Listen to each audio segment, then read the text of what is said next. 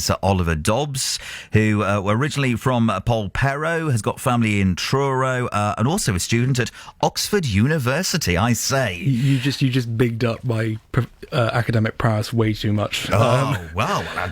What are you studying? I study theology and religion, and I study at Christchurch College, which is where Oxford's cathedral is, so it's kind of fitting. I'm one of the last remaining theology students. It used to be one of the only subjects along with classics you could study at Oxford way back, but now it's a dying degree, so I'm one of the last who will probably ever study theology and religion. Well, I suppose as the universities, this is a bit of a long-winded explanation. As research has become the main things that universities make money from, what industries require research? We're talking about pharmaceuticals, things to do with economics and business.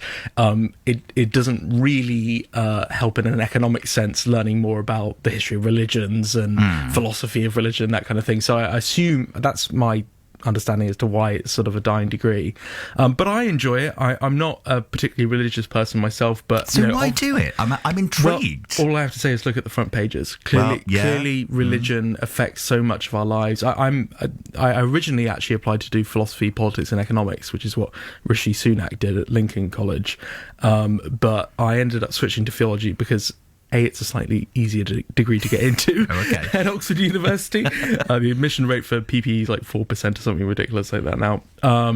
But clearly, if you see today, because a lot of people think, theology and religion, that's really old hat. You must just want to become a priest or something. And I'm like, no, it's clearly affecting our daily lives in terms of what's going on in the world.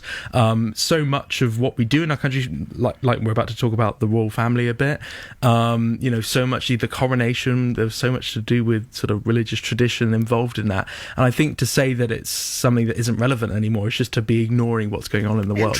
Interesting. Yes, you mentioned the royal family because the new coins, the new designs for our coinage with the king on have been released. Yes, and I love these. I think they're absolutely stunning. What's interesting about this isn't just I'm looking at the pictures in the Telegraph right now, and it's not just a sort of special edition of a coin. It's actually a complete redesign of all the coins, the first since 2008. This is the reverse, isn't it? So obviously the king's head, and this is the design on the back. I think there's already a few king's heads floating around. Is it 50p pieces? I think 50p. I've not seen one yet either. But when these come out, they've got these. This isn't great for radio, but they've got these stunning designs on them. So we got the red squirrel, which as it should be is on the copper coin, and you've got oak tree leaves, you've got the hazel dormouse, you've got a bird I've never heard of before called a capercaillie, from Scotland. I've never seen one of those. It sort of looks like a turkey.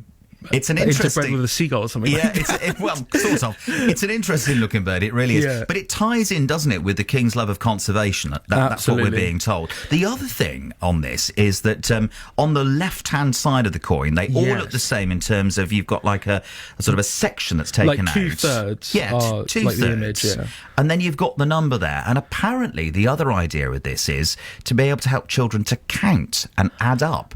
So they're almost like counters now. They are because, that's helpful for children, obviously, but I assume it would also be helpful for tourists. As I told you earlier, I'm a half American. I've got my American cousins coming down next week to visit me here in Truro.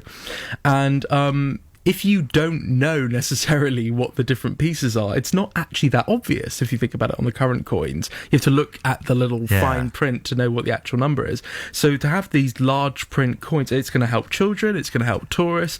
I think it's a really cool idea. I think it's just one of those things that makes our country unique, is actually, we have the monarch on our currency, and we get these fantastic designs. I mean, the designs on the polymer notes have actually been really good. Yeah, they have. We got James Turner, Winston Churchill, Alan Turing on the £50 note, if you have £50 notes. Never seen one of those. Do you know what? Yesterday I bought some stamps, and it's the first stamps I bought with the king's head on, and I must admit there was a moment like, oh yeah, okay. You got some stamps with the king's head? I bought some stamps with the king's head on, so it was a very different moment. But that's in the papers today, a lot of people talking about that. Yeah. The other thing as well that people are talking about is a big birthday today.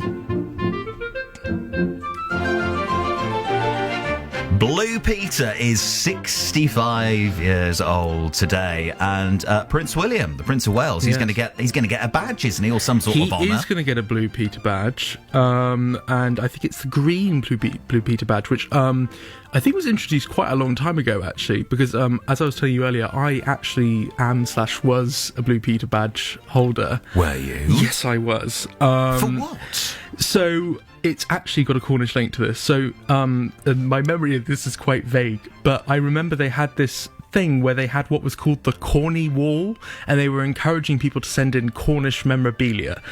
What's they that called it the about? Corny Wall. So they did it as a feature then, and by being corny, I think they wanted like jokey things to be sent in. It was like a feature for a couple of weeks where if you sent something in, then you might get a Blue Peter badge. And I sent in a plush toy pasty with a big smiley face on it, and then quite quickly after that, I think I actually did it signed by my sister-in-law, my sister Chloe. And why did you not put your own name on it? I think it was a joint project. I see. Okay. My sister goes to Oxford too. We do things in lockstep in my family. But so we each got the blue Peter badge. But you were talking earlier before I came on the show about how you bought one in a charity shop. Please don't remind me of this awful thing I did. But you said you claimed that you hadn't used it because one of the things it was really good for in Cornwall was you could get into the Eden Project for free. Could you? I don't know if that's still true, but you really. So it was actually a really valuable thing to have in Cornwall. Now, then there was this controversy around the time that I got my Blue Peter badge where people were doing knockoffs or people were exchanging their Blue Peter badges, which is technically not allowed. And so they introduced ID cards. It all became very serious. And so you had this like little... it's one of these stories that people just forget because I think this was like, almost 20 years ago now. But they had these little ID cards. And so if you went to, say, the Eden Project for your free entry, you had to have the badge and the ID card. Oh, gosh, it all got very complicated, didn't it? It really did. Serious for a light-hearted kids' TV. But it is a national institution. It is.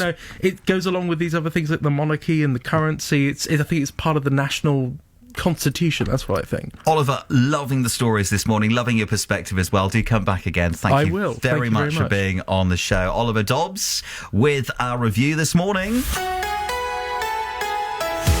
0808 100 1039, that's the number to call me on if you'd like to have your say on what you're hearing today.